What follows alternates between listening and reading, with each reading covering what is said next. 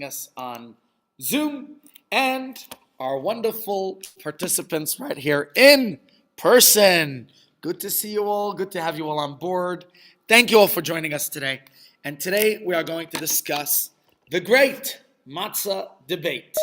Now, to tell you the truth, this morning, one of my siblings posted on a family chat about look who joined the Shmura Matzah group. Look who's starting to offer Shmura Matzah these days. I'll show you a picture in a moment how Manischewitz joined the Shmura Matzah production. Even though they used to do machine Shmura Matzah, today they are actually doing the handmade variety as well. So we'll get into that as well. I guess it's good for business, and what's good for business can't be too bad. Let's quickly just discuss why we encourage everyone to get the handmade variety of Shmura Matzah. If the machine-made matzah is cheaper, go to Kosher World and you'll pay $35 for a box of these matzahs, and you'll pay $800, that's rands for those watching overseas, for these handmade variety. It's more expensive, so why should we eat them? What is the benefit? For what reason? In general, when it comes to matzah, there are 4 varieties of Pesach matzah. We're excluding all other types of matzahs that aren't kosher for Pesach. So, for example, here you get kosher for Pesach, non-shmura machine matzah. Of course, its deficiencies are very simple. It's not shmura, which means it hasn't been guarded and supervised from the time of harvest or even from the time of the grinding of the flour. It is made by machine, which we'll discuss just now why that is a deficiency, and therefore ideally should not be used at your Seder table. Even though there's many different types, spelt, rye, egg, you name it, it is not the ideal to be used at your Seder. Third place comes the Shmura machine matzah. Shmura machine matzah, very good that it is Shmura, it is supervised, but still it is machine made, and although you can use it for your Seder, to tell you the truth, even though here I put it in third place, there are people who argue that it is actually first prize. And we could discuss that just now, why those who are particular about eating machine matzah, and there is an opinion that says that this is your ideal matzah. They believe that with human involvement in baking the handmade shmura matzah, there is room for human error. Whereas when it comes to a machine, it's pre-programmed, and therefore there's no place for any error, and therefore they are of the opinion that might be more ideal. Don't forget, the Torah tells us that throughout Pesach, 7 days, Shivas Yamim Matzah is Techelu, for 7 days you should eat matzah, and therefore you cannot eat bread. And if you want to fulfill this biblical obligation, then you want it to be of the very best. In fact, the Torah tells us that it's matzah's mitzvah, so therefore, some people will tell you that this is the ideal matzah for the Seder, but in the Chabad tradition, and after all, you're here at Chabad House, so you're going to follow the Chabad tradition, this is only third place. The next ideal is second place, is hand-baked shmur matzah, mishat techina, from the time of grinding. Now, although it's nice that it was supervised, from the time that the flour was ground, that the wheat was ground into flour, nevertheless, it is not the ideal, and if you want to be best, then you are not going to use this at your Seder either, even though some still will. Your first place matzah will be that which is hand-baked shmura, supervised from mishat ktsira, from the time of harvest, and therefore that is your most ideal matzah for your Seder. Okay, it's handmade. As our history, this matzah hasn't gotten stale in the last 3,334 years since our exodus from Egypt, and many more years before that when we were actually slaves, when our ancestors were slaves in Egypt. So this is your ideal matzah. In the Shulchan Aruch, it tells us that some of the greatest sages were involved in baking the matzah personally, even in concentration camps and DP camps in Siberia, and under the harshest conditions, whether under pogroms or inquisitions, whatever the situation the Jews were in, they still tried to bake matzah by hand and to be personally involved in the baking of the matzah. And although, as you saw in the previous film, Manischewitz, and we'll go through their history in a moment as well, was not known to be a shmura or a handmade shmura matzah bakery. In fact, Manischewitz is a multi-billion-dollar company at some recent stages. They were mostly in the machine variety. But I just got this picture where Manischewitz is making handmade shmura Seder matzah. And you see they're calling it Seder matzah because the ideal for the Seder is one that is baked that is guarded, shmura, for the purpose of eating matzah from the time of harvest. Now, if you go all the way back to the time of our exodus from Egypt, obviously they didn't have machines then. There was no mechanical way to do the matzah. But as centuries progressed, commercial matzah bakeries started to open up. And that, of course, eliminated the need for everybody to be sitting in the bakery or in your house or wherever you might be, trying by hand to bake the matzah as has been done for thousands of years. The matzah baking in those bakeries, with time, I'm talking before the industrial era, was still done by hand, employing many people and enabling them to support themselves and their families. Very often, the people who were involved in this matzah bakery were widows, were orphans, were people who didn't have an opportunity to earn a living otherwise. This was the way that they were able to actually earn a living because it's unskilled labor. It's not a labor that requires too much skill, so this was very easy to employ people who didn't require, like we have here in the community organizations. Anyone want to tell me what the name of the organization is? Is it called Yad, maybe? That employs, or Yale, right? They employ, call it unskilled labor. They give people work to do, but you don't need to necessarily have a very high IQ for the kind of work that they give people in this place. And it's very helpful. Kadima as well. Okay, so there are such organizations.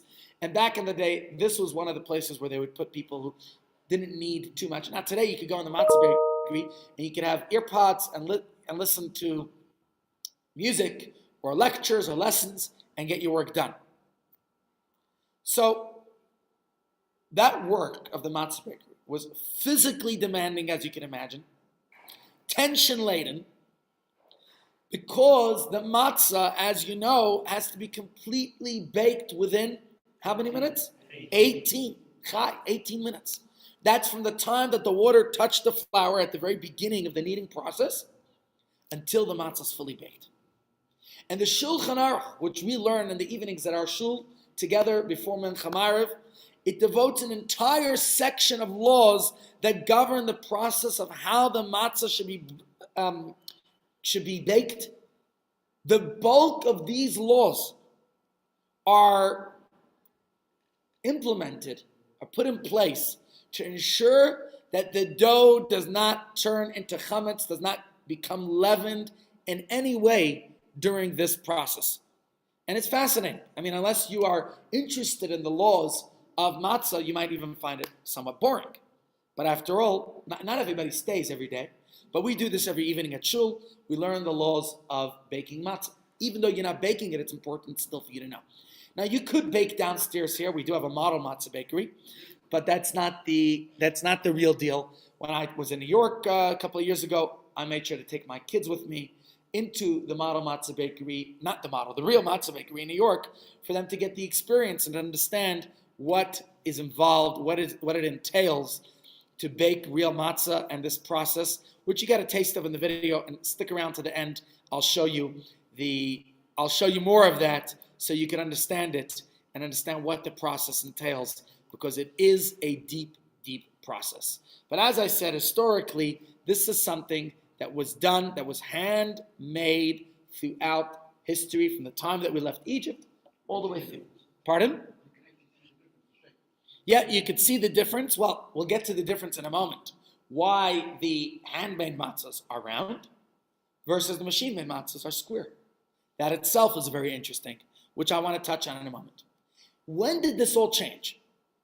About 200 and something years ago, or less than 200 years ago actually, the industrial era. And that changed a lot of things forever, but particularly the process of baking matzahs. It triggered actually one of the greatest ruptures in modern Jewish history. We're going to call this the Great Matzah Debate. The Industrial Revolution, which began in the 18th century in, where was it? In Britain? No? In England. And ultimately spread throughout Europe and throughout the world. It really changed the face of modern human civilization. I can't give you the exact year offhand, but maybe the 1830s or so. There you go, 1838, according to our slideshow presentation. In 1838, a man by the name of Isaac Singer. Isn't there a Singer sewing machine? Yeah. I don't know if it's the same family or what. Not either Isaac Bashevis Singer, who we used to read his poetry when we were kids. Anyone here familiar with Isaac Bashevis Singer's writings? Yes? Okay. We have you know Pushkin too? You know Tolstoy? Okay, good. So, Isaac Singer was a Jew who lived in France, and he invented, or at least is claimed to have invented, the very first matzah baking machine.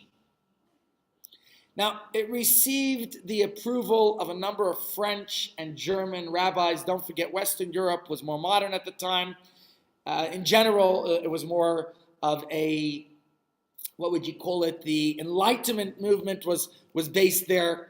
And these Western communities were quite a distance from where you would say the more Haredi, or the more primary Jewish centers of living in Eastern Europe. If you'll notice that the more rabbinic authorities of that time came from where? Eastern or Western Europe? Eastern Europe. Poland, Lithuania, Russia, Ukraine, Belarus, those countries. And the Western communities were somewhat more adaptive to modern elements. That's where the Reform was born in Germany. And French Jewry after the French Revolution, right? Napoleon granted French Jews liberty, freedom. And what was freedom of religion for many turned into freedom from religion. And that's perhaps why many of those rabbis were that much more accepting. Well, let's get on with the times.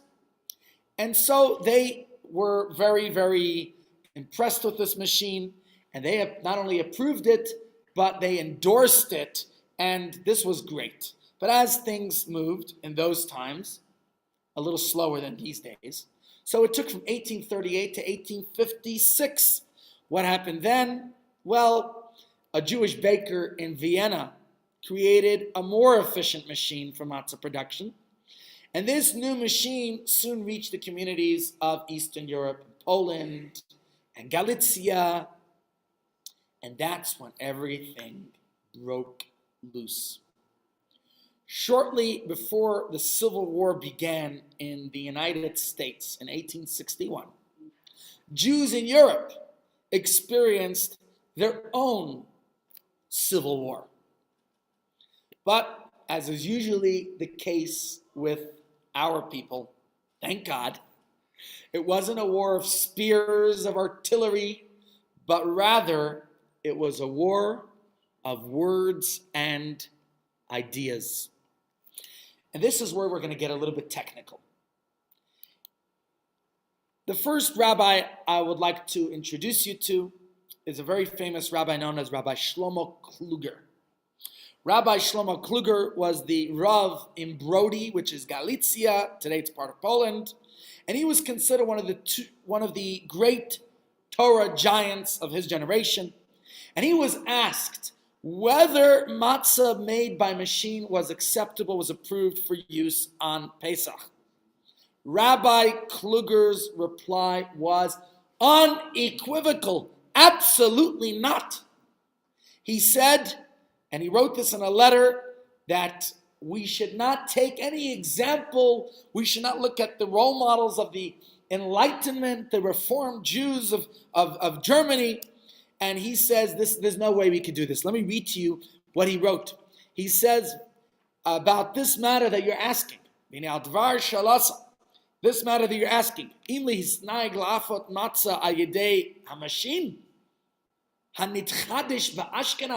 Whether you can use this machine that was invented or was modernized in Germany.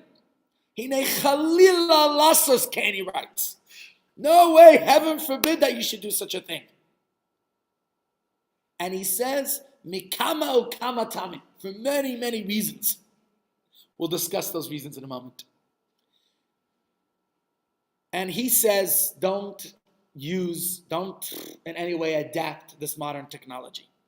Now, he wasn't the only one. He was joined by other rabbis of his time, including, to name just a few of them, Rabbi Yitzchak Meir Alter of Gur, known as the Chidushei Harim, Rabbi Chaim Halberstam of Tzanz, who was known as the Divrei Chaim, Rabbi Avram Bernstein of Sachachav, who was known as the Avnei Nezer. And even, you're here in Chabad, I'll tell you, the Rebbe Maharash, who was the leader of Chabad at the time, he also joined along. And virtually all of the Hasidic masters of the time opposed the machine matzah. They all had opposition to it. And in fact, just to read you an excerpt of one of the writings at the time, the chief rabbi of Krakow in Poland writes, there's a raging fire within me when I see the broad acceptance of this innovation. It is a plague that is attacking and destroying the community from all quarters. That's what he wrote about this matzah. And obviously from this you can gather that this wasn't something that was very much approved by the rabbis of that time. But nevertheless, we have to look at both angles here, because as much as there was opposition to it, there were obviously those who defended it. So let's look at the defense. You see there's opposition, we'll analyze the opposition, we'll analyze the defense, we'll see the reasons for the machine matzah, we'll see the reasons against the machine matzah. Okay? There were many rabbis who approved of it, including, let's put them up on the board. Where are they? Okay, we see here the French and German rabbis, but I want to go a little bit deeper here. Some of the rabbis who approved of this were great Torah giants at the time. Rabbi Yosef Shaul Nathanson, who was the Rav of Lvov. I'm sure some of you are seeing Lvov in the media these days. Ukraine. Yes, Ukraine. That's where part of the fighting is going on these days. And he, after personally watching a run of the matzah machine and seeing how it worked, he gave a stamp of approval. And he promoted this, he endorsed it, he said it is permissible. And just to read you some of his words, he says, these matzahs are kosher, without any doubt, without any room for concern. He says, bili shum cheshash, no concern. And he says, do not err in your hearts and talk falsehood in your souls that this is not kosher, that it's not in line with the law. He's coming out with a very strong defense for these matzahs. He says, Ki be'emes kfar nagu zeh shanim rabes b'chol artzes Ashkenaz. These machines, he tells us, were around for many years in the German and French communities. And they've been using it, and God forbid to slander other Jewish communities and say that their matzah is not kosher. Reminds me about the Eruv controversy. You know, growing up in New York, we didn't carry in our neighborhood because there was no Eruv. Today, there's a controversial Eruv. There are certain areas, you know, where there are Eruvs, and some rabbis say you could carry there, some rabbis say it's forbidden to carry in that Eruv. Luckily, we don't have that controversy here in South Africa. I remember once seeing a Jew carrying on a big street in New York where clearly you can't have an Eruv there because too many people travel on that street in a day. And so I said to him, hey, how could you be carrying here? He says, it's all right, it's kosher. There's no prohibition, it's outside the Eruv. No rabbis banned it. Jokes aside. But this rabbi, Rabbi Nathanson, he came out in strong defense of these matzahs. And he wasn't the only one. He was joined by Rabbi Avraham Shmuel Sofer of Pressburg, in where's that today? Bratislava, I think. He was known as the Kesav Sofer. His father was the Chassam Sofer, a very famous European rabbi at the time. Rabbi Yisrael Lipschitz, he was a famous German rabbi, authored a work called Tiferes Yisrael on the Mishnah. He was in Danzig, the Rav. Then there was Rabbi Yaakov Ettlinger of Altona. Now, most of these were not Hasidic rabbis, but they were great Orthodox rabbis of their time, and they did endorse and permit and gave their approval for these matzahs. So, as you could see, this is a great debate. And this debate became very heated. Rabbi Kluger, who opposed it, he published letters defending his decision. He called it the Declaration of the House of Israel. How would you say that in Hebrew? And there's a name for it. Yeah, who here speaks Hebrew? Tell me the appropriate term. Something Lebeit Yisrael. Yeah, but the Moda'ah maybe. I'm forgetting what the... What's the entire sentence? Moda'ah Lebeit Yisrael maybe. Something like that. Moda'ah. Yeah. Hoda'ah. Okay. Hoda'ah Lebeit Yisrael. Basically, it is a declaration to the house of Israel saying that this matzah is permissible, and then the other rabbis made an annulment to the Moda'ah. They said, no, it's not permissible. Okay, back and forth and back, as you can imagine. So this wasn't a very easy matter. As you could very, very well. What's that? Complicated. Certainly, yeah. Now the truth is, if you want to go a little bit further back in history, not everybody knows this, but let's do a quick historical aspect of matzah. The way matzah was baked throughout history actually went through major changes at some point. You see, matzah originally was a relatively soft, thick, round loaf, which you could say is somewhat like a pocketless pita, like a lafa. You know lafas? That you like your shawarma and a lafa? Okay, that matzah was usually quite thick. And to tell you the truth, when I went to India 20-something years ago for Pesach, I was quite shocked when I saw this. First, this is why it pays not to be judgmental. I was a little bit judgmental. When you grow up in your own little cocoon and you don't know of anything better, you think these guys are eating chametz on Pesach. That was my impression. Oh my goodness, these guys have chametz, it's bread. But to tell you the truth, I was informed by them otherwise. This is the traditional matzah, the ones that look like lafas. And many Sephardic communities still eat soft, thick matzahs.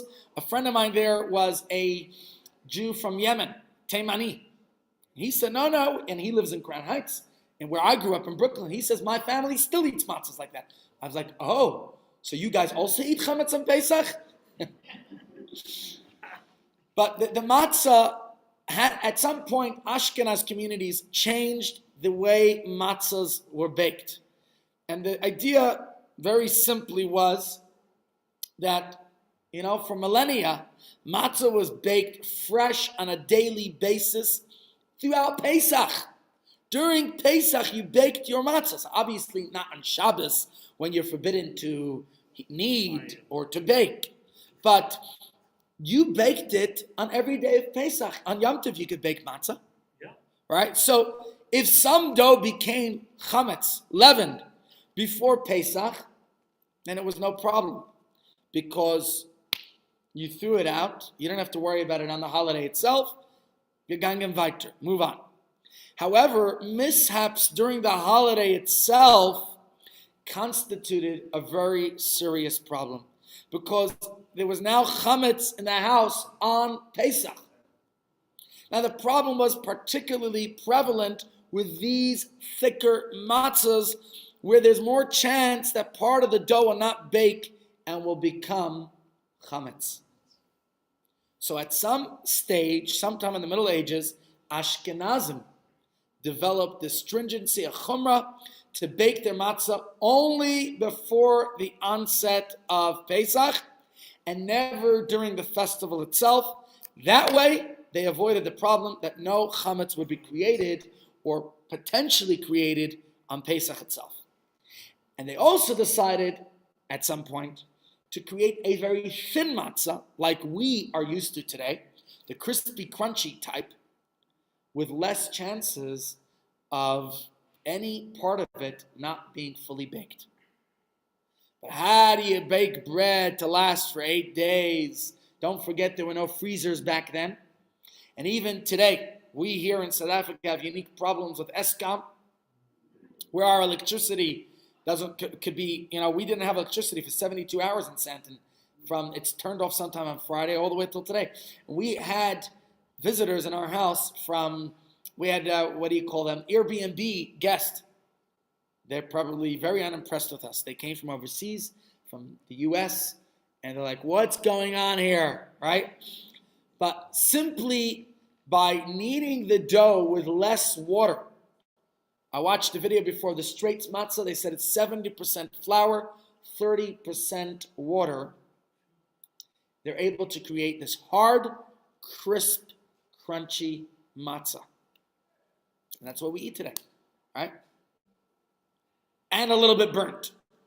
Yes?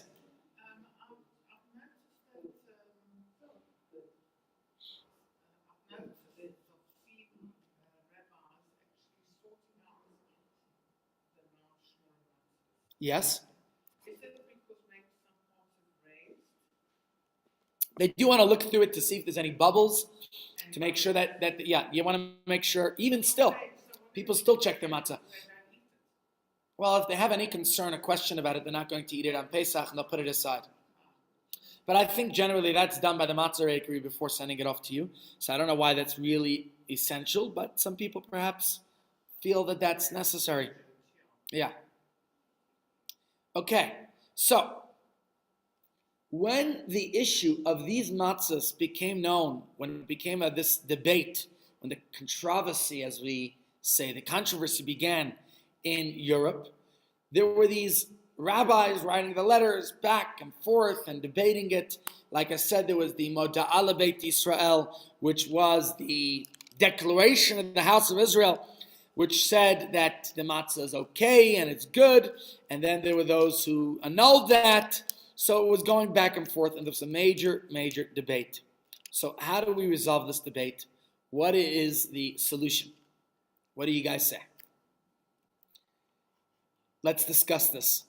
Let's understand. Why were some of the rabbis so against it, while other rabbis were obviously for it? What was the basis for this argument, right? And how did they resolve this dispute? We're going to stay here till we finish this out.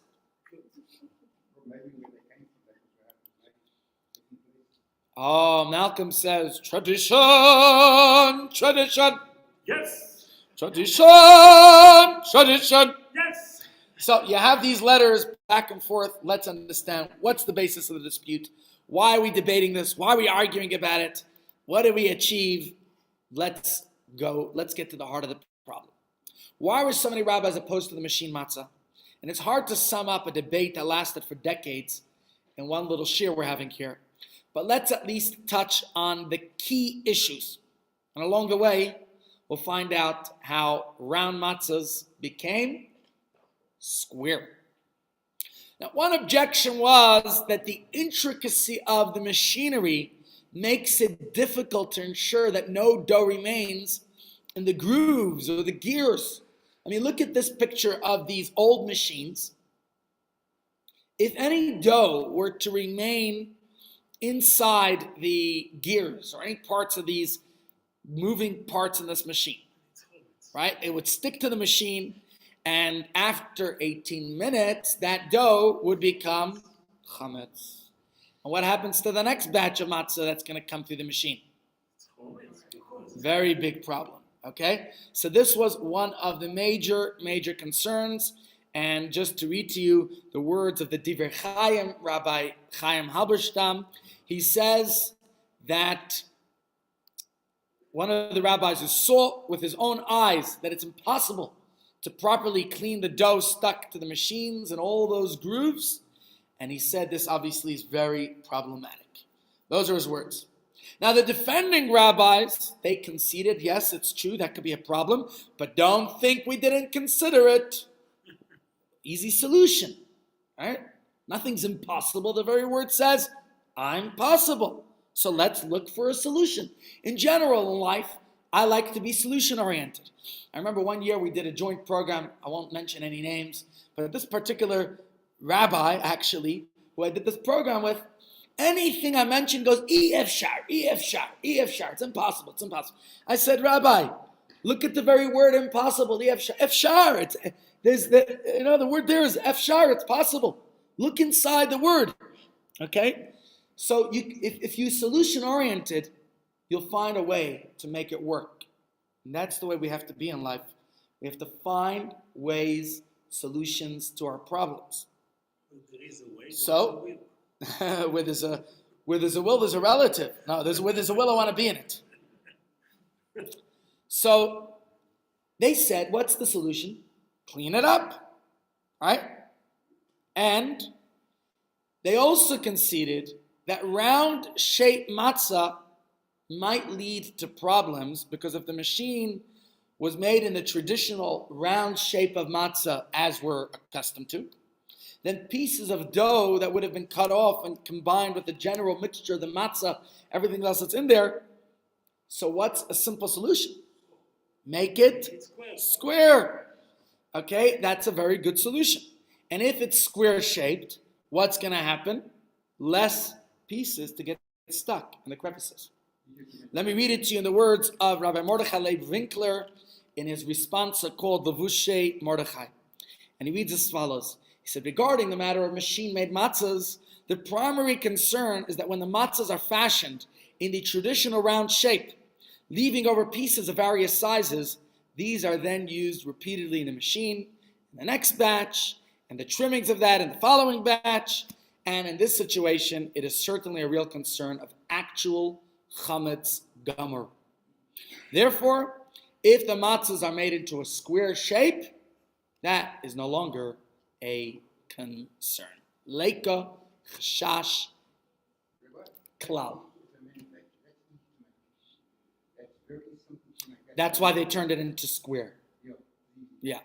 Now, another concern was that the machine's motor was, what happens to the motor of a machine? It could get excessively hot. Now, that's going to heat up the dough to the point where it may cause it to ferment prematurely. Right? Warm dough ferments very swiftly. So, perhaps also the metal material of the machine would cause the dough to ferment instantly. So that's another concern that we have here, that it's going to heat the dough. And this was mentioned in the responsa, the Igrat Kodesh of the Rebbe Rashab. He says, Levad hachshashim, besides for the other concerns. He mentions a concern he heard from Rabbi Yechiel Halprin, that he was told by a God-fearing Ishrei Elokim, an expert chemist, that according to chemistry, as soon as the dough touches the metal of the wheels in the machine, that it immediately ferments. That would be a problem of chametz. And another issue that was brought up, this is brought up by Rabbi Shlomo Kluger, one of the major opponents here. He says is that the pressure of the machine would, again, he says this is not a good thing, the heat, the pressure. Another concern, as you could see here, was for the poor people. As we mentioned before, organizations like Kadima and Yale locally, which provide jobs for less skilled people, well, back then in Europe, they would put such people into jobs in the matzah bakery. Now he says, well, those people are going to lose their jobs. What are we going to do to the poor and impoverished, to the widows, to the orphans who rely on us? Now, I remember in New York when there was a major concern when they started to have automated machines. You know, back in the day, you could pay a nickel for a token to ride the subway. Today, it costs you $2.75, which is about 10 trillion rands. And You buy your Metro card from a machine mostly. It's mostly automated.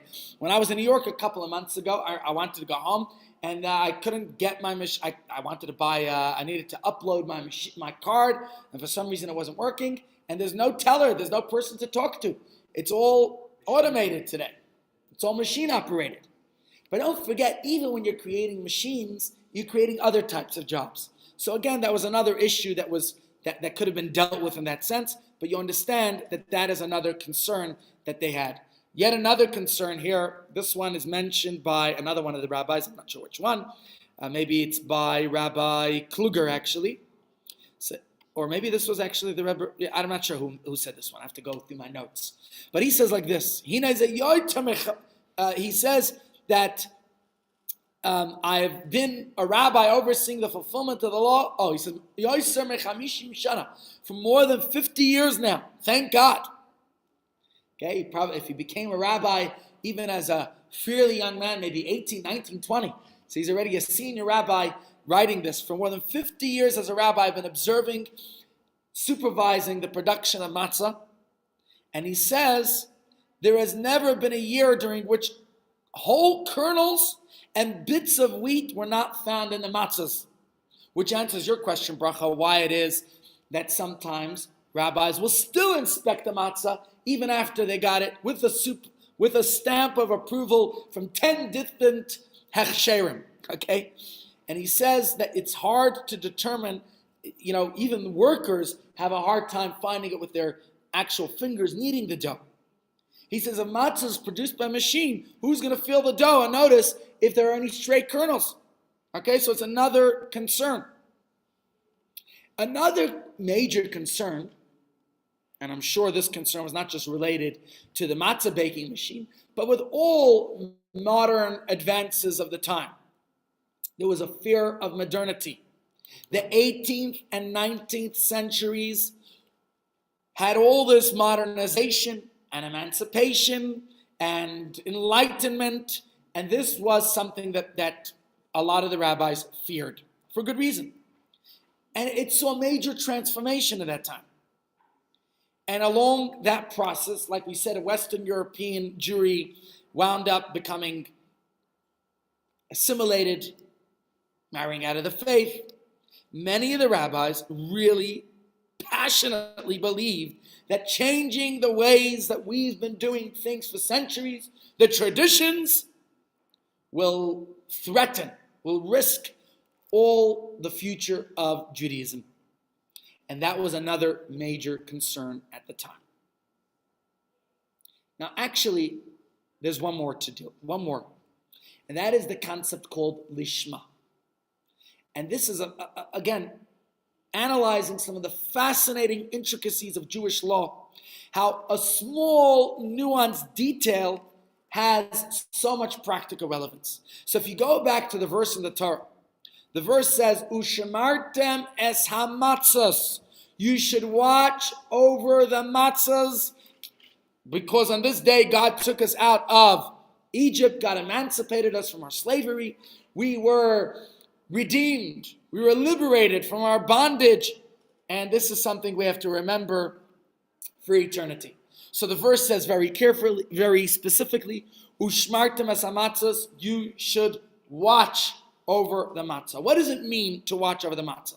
Obviously, not that we should guard it from thieves, because why only matzah has to be protected from thieves? And does it mean that it should be protected from chametz? Well, I think that's fairly obvious. If you want it to be matzah, we have to certainly ensure that it's not going to become chametz. Because as we quoted the verse earlier, the Torah says that any soul that eats leaven during this 7-day holiday, 8 days in diaspora, that soul will be cut off. So the Talmud explains that this verse means that when we eat the matzah, we should guard it and ensure not only that it doesn't become chametz, but it should be a conscious intention. You should have that kavanah, that you're baking this matzah for the purpose of eating it as a mitzvah, fulfilling a divine commandment on Pesach. So if a person needed unleavened dough, for some other purpose or just for general consumption, and then baked it before the 18 minutes were up. Okay, maybe he did it for his kid's bar mitzvah or something. Can you eat it on Pesach at your Seder? Why not? Even though you fulfilled all the other requirements, because it was not done lishma. Let's understand what this concept of lishma means. Says the Gemara, person might think they could discharge their obligation of eating matzah on Pesach with chalas, with loaves of the toda, the thanksgiving offering, urekike nazir, or the wafers of the Nazirite, which were all matzahs. Says the Gemara, Talmud loymar, therefore the Talmud tells us, the Torah specifically tells us, Ushemartem es hamatzos, you should guard the matzah. What does that teach us? That it must be unleavened bread, which is guarded for the sake of fulfilling the obligation of eating the matzah on Pesach. Very specific. And if it's not done, guess what? It could be just flour and water, which is the only ingredients the matzah has. It could be baked in less than 18 minutes. But if you did not have that intention, forget about it. So these rabbis maintained, they argued that a machine has no intention. When I'm in the matzah bakery rolling the dough, we keep saying, L'shem matzah's mitzvah, for the sake of the mitzvah of eating matzah on Pesach. How could a machine have that intention in mind? Okay, that was a major concern. I just want to read it to you from Rabbi Shlomo Kluger, who was that major opponent of it. He says the machine-made matzahs are certainly not qualified. And he goes on with all his reasons, and he says here, let me just find his note. He says, okay, it's too much Hebrew to read and translate right now, but basically he says that the machine cannot have that intention. Now the machine defenders, they argued that since a human being who is capable of proper intention is the one who's turning on, activating the machine, yeah, exactly. Just when you switch on the machine, say, L'shem matzah's mitzvah. Let me ask you, does the rolling pin have kavana, right? Or the person who's rolling it, right? The pin itself has no consciousness. It's the intention of the conscious thinking human being who is rolling it, who has that intention. Again, this was a major debate, controversy, whether it's the manpower, the koach ha'adam, the actual person, whether the currency of the machine. Again, more debate, more controversy, discussion. This is how you see the evolvement of Jewish law. How do we define this key integral component and element called lishma? Can a machine have intent? And so that was part of the major debate. And of course, it was fought with fervor, with passion, and this was the debate itself, you could call as L'Shem Shemayim. These sages were not arguing for argument's sake. They were arguing to determine whether indeed such matzahs are actually kosher for Pesach. Those who defended it were very passionately defending and explaining their reason. Those who were against it were fervent in their prohibition against it. Now,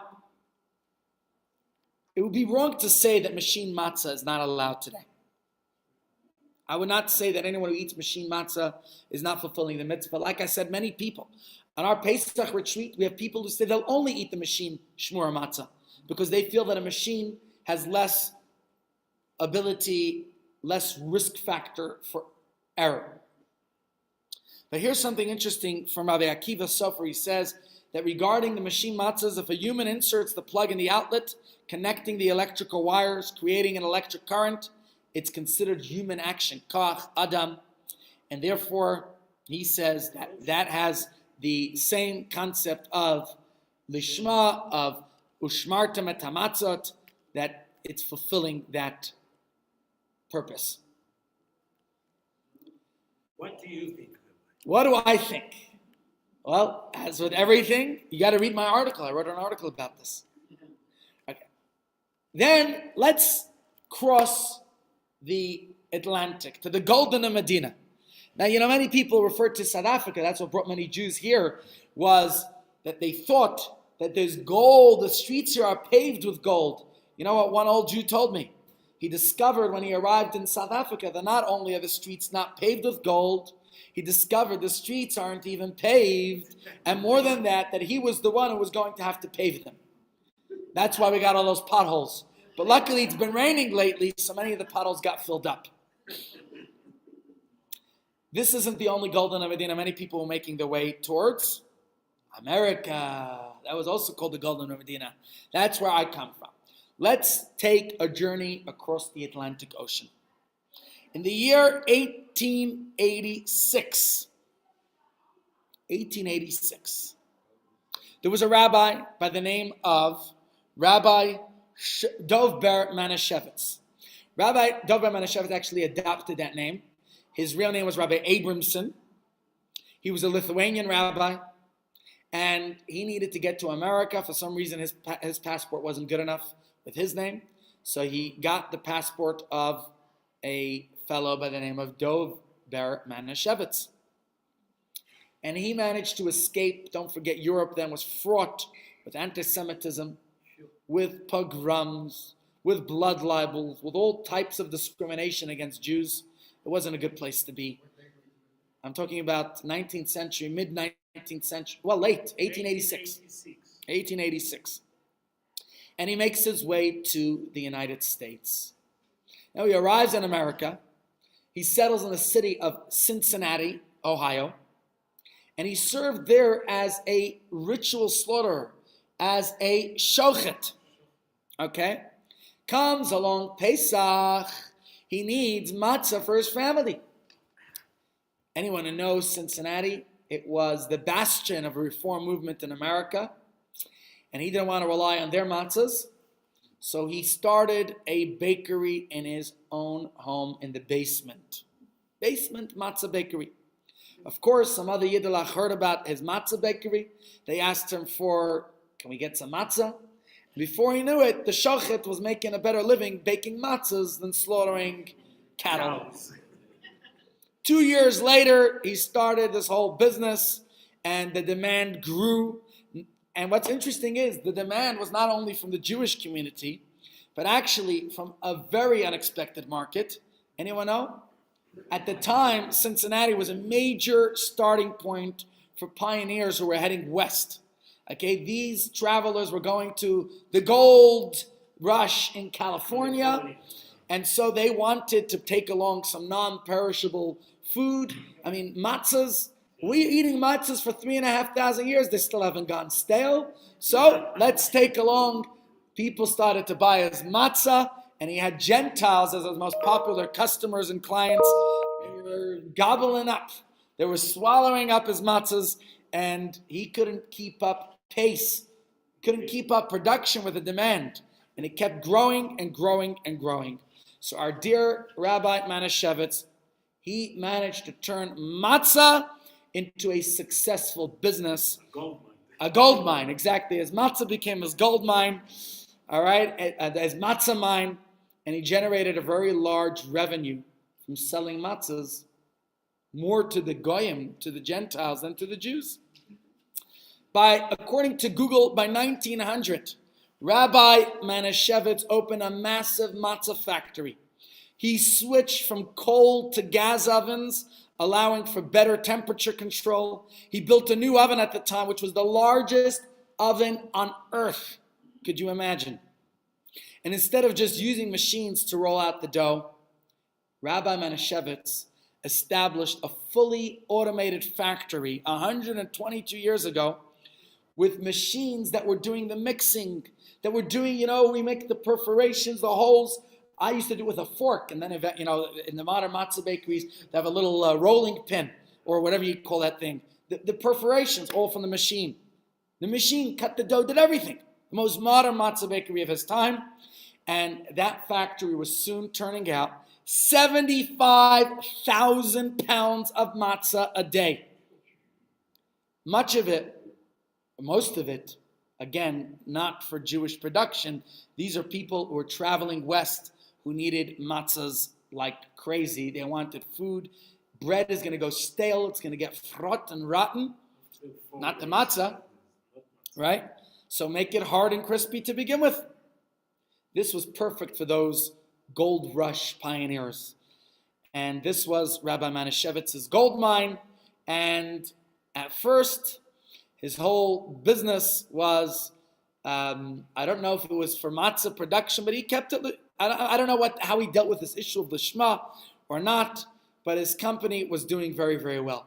The company grew, and I think they held more than 50 patents relating to the process of matzah production. And not only matzah, as you know, they make wine and gefilte fish and who knows what. He became a very wealthy person, transformed the entire industry of matzah baking, and made it into a very inexpensive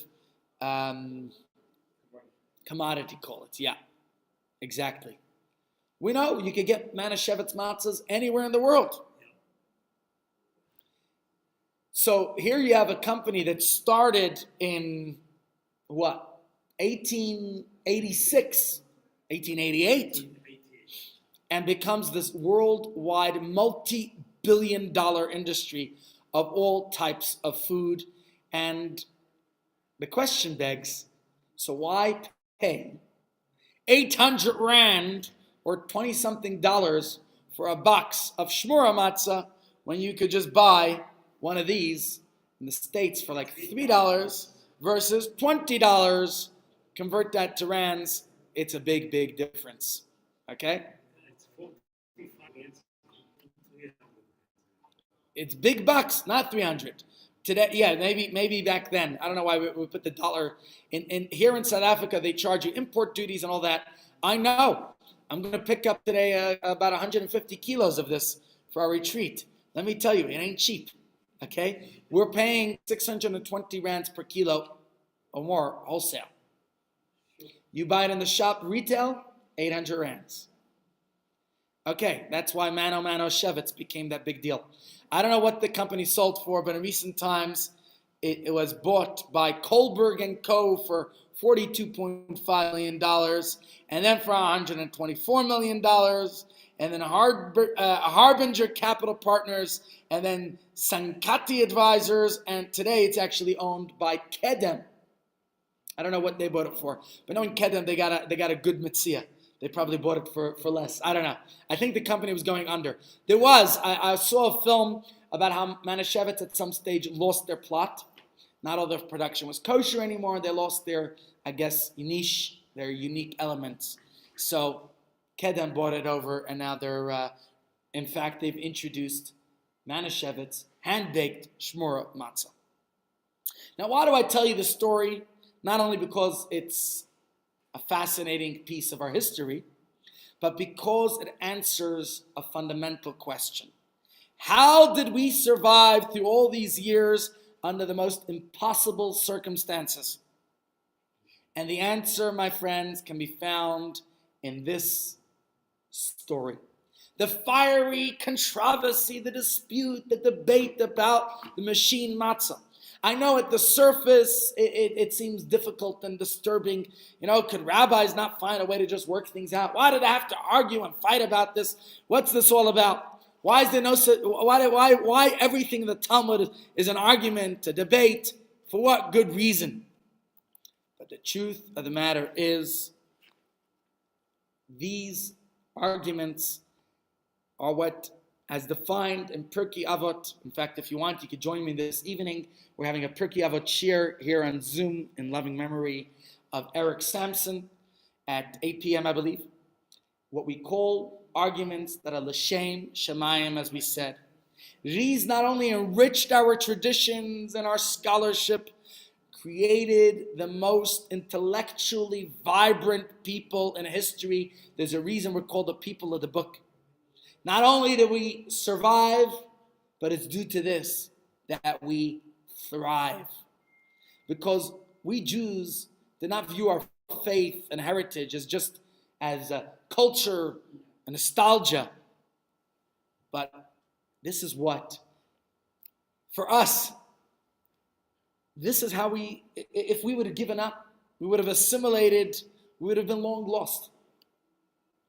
Our people, okay, each one of us and our great, great, great grandparents saw the Torah and the mitzvahs as sacred, divine, and absolutely true. Not true.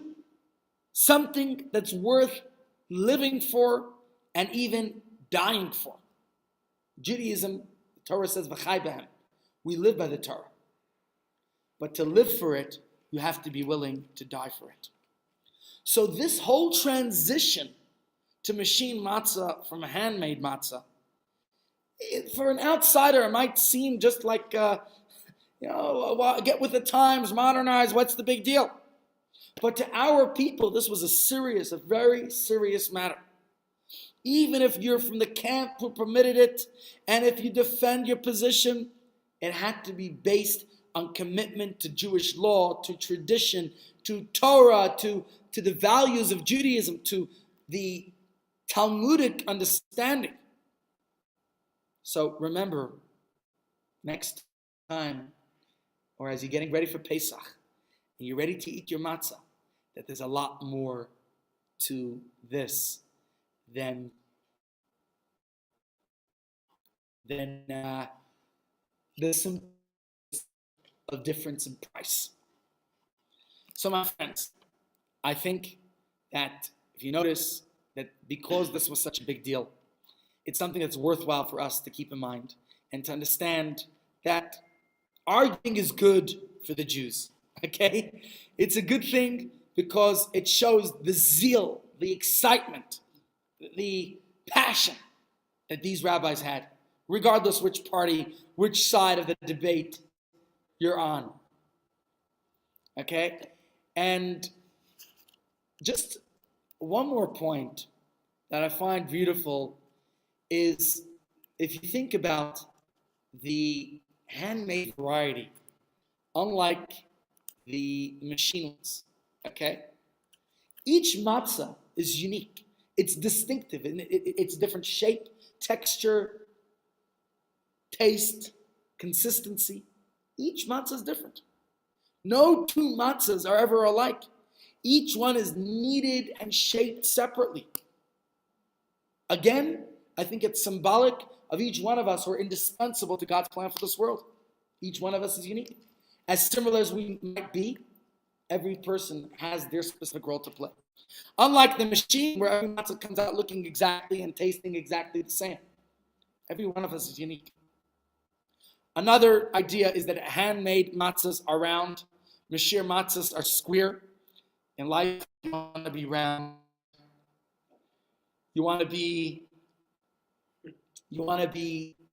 the roundness is symbolic of life, of the cycle of life, of moving forward. Don't be so square-minded. Making hand matzahs requires labor, my friends. The flour and the water need to be mixed by hand. They need to be kneaded swiftly. It's a labor of love. Every single part of the process. With machine, the matzah is just mechanical. Right? Gone is the sweat. It's a mechanical process. It's not the same. But my friends, the Torah calls it bread of faith.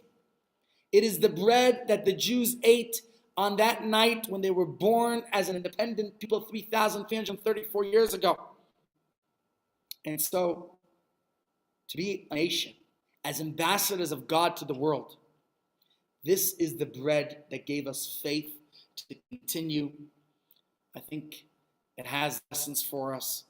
And maybe this is one of the mystical reasons behind why we prefer to eat the handmade matzah. Faith has to be something that is individualistic. Okay? Faith cannot be something that is uniform, that is commercialized, that is cookie cutter, that everyone's the same. Each one of us is unique. You need to cultivate your own personal, intimate relationship with your soul and your God. We can't have this institutionalized religion where everyone's the same, where we just go with the flow. We come to shul, we eat at the bracha, we have a bar mitzvah. No. God has to become your God. Look at the 10 Commandments up there. Anochi Hashem Elokecha. God says, I'm your God.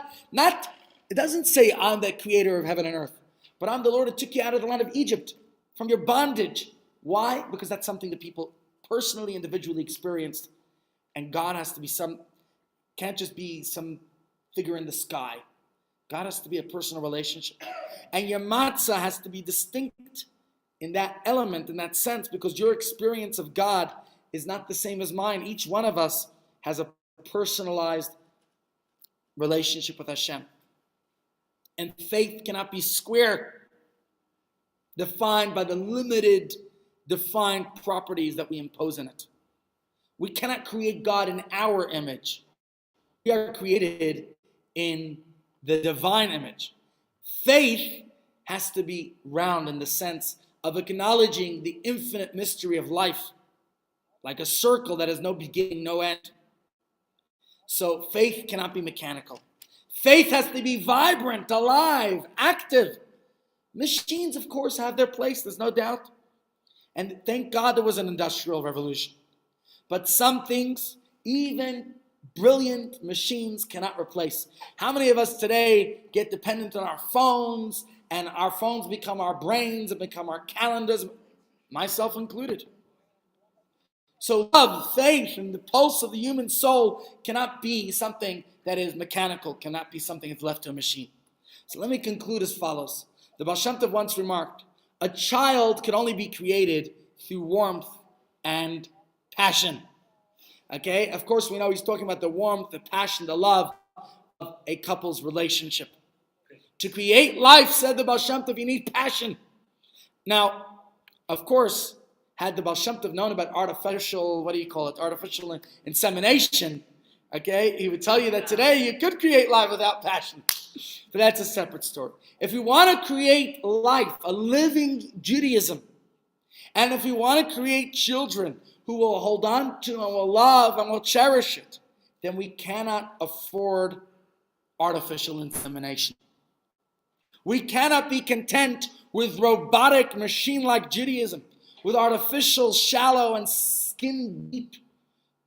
You know, I remember when I was dating and somebody said to me, when I wasn't attracted to a particular woman, she said, you know, beauty's only skin deep. So what do you want, a beautiful pancreas? Okay. But yes, we need passion, we need warmth, we need depth. When you say a bracha, say it with that kavana, with that intention, with that focus. When you do a mitzvah, do it with joy, with passion, with enthusiasm. When you daven, pour out your heart to God. When you study Torah, do it with that fire.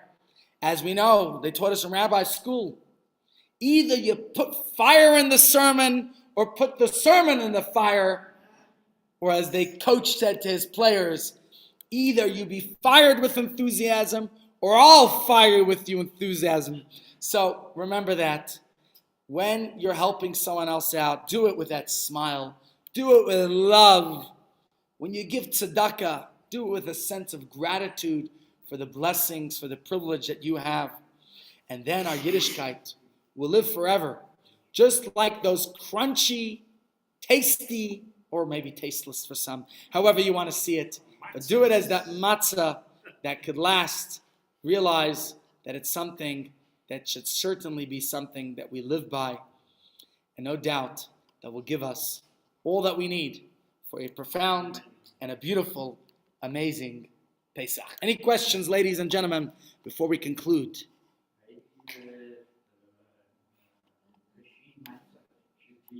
Well, one question, not related.